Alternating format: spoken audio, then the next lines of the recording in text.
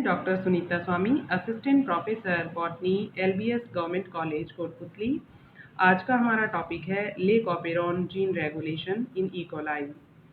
E coli के अंदर ले कॉपेरॉन को सबसे पहले डिस्कवर किया फ्रांसिस जैकब और मोनाट ने, और उन्होंने इकोलाई के अंदर लैक्टोज मेटाबॉलिज्म का जेनेटिक कंट्रोल समझाया।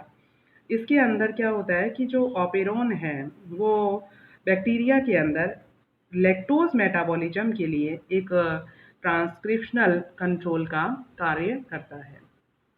स्ट्रक्चर ऑफ लेक ऑपेरॉन जो है वो पॉलीसिस्ट्रॉनिक मैनर के अंदर कार्य करता है। पॉलीसिस्ट्रॉनिक का मतलब होता है कि एक प्रमोटर के अंदर एक से अधिक जीन कार्य करे, और वो जो प्रत्येक जीन है वो ट्रांसक्राइब होकर के अलग अलग एमआरएनए का फॉर्मेशन करे, और उसके पश्चात अलग अलग प्रोटीन का जो है वो फॉर्मेशन हो।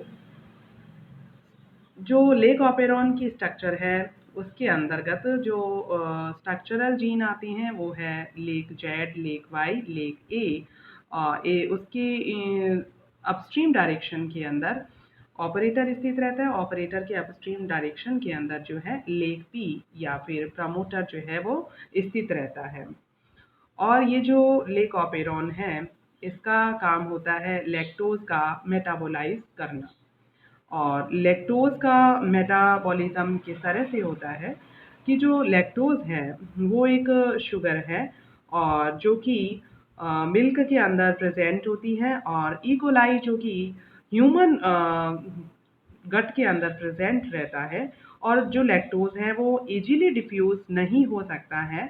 और इस स्थिति के अंदर क्या करता है कि जो ई कोलाई के अंदर जो लेक वाई है जो कि प्रोटीन परमिएज का काम करता है, वो इसे एक सेल से दूसरे सेल के अंदर जो है ट्रांसपोर्ट करने का काम करता है। अब आता है कि जो स्ट्रक्चरल जीन है जैसे लेक जेड है, लेक वाई है और लेक ए, इनका काम क्या होता है।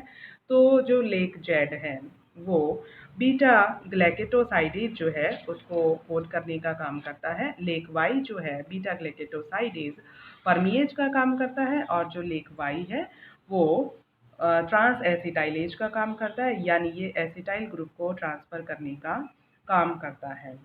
और जब मीडियम के अंदर या जिस एनवायरनमेंट के अंदर लेक ये जो इकोलाई रहता है वहाँ पर लैक्टोज एब्सेंट है, इस स्थिति के अंदर क्या होता है कि जो इकोलाई है वो बहुत कम जो है प्रोटीन का प्रोडक्शन कर पाता है।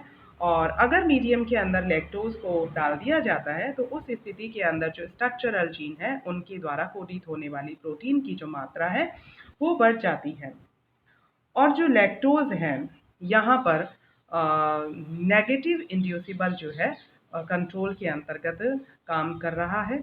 और जब लैक्टोज मीडियम के अंदर उपस्थित नहीं है उस स्थिति के अंदर जो रेगुलेटर जीन है जो कि जिसका खुद स्वयं का प्रमोटर है और उसका खुद का जो है ऑपरेटर है, रेगुलेटर जीन है जिसे लेक आई या फिर इनहिबिटर का कार्य वो करती है।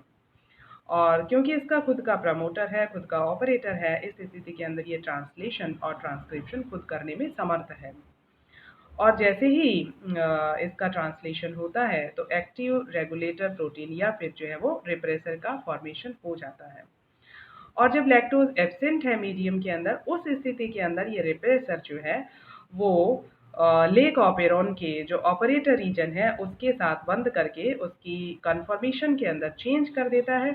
और कन्फर्मेशन के अंदर चेंज करने की वजह से वहाँ पे जो आरएनए पॉलीमरेज है वो नहीं जुड़ पाता है, और जब आरएनए पॉलीमरेज नहीं जुड़ पाता है तो किसी भी तरह का कोई ट्रांसक्रिप्शन जो है वो नहीं होता है। यानी जो लेक आई है वो ट्रांसक्रिप्शन को इनहिबिट करता है या रिप्रेस कर देता है। अब है कि जब लैक्टोज मीडियम के अंदर प्रेजेंट हो उस स्थिति के अंदर क्या होगा।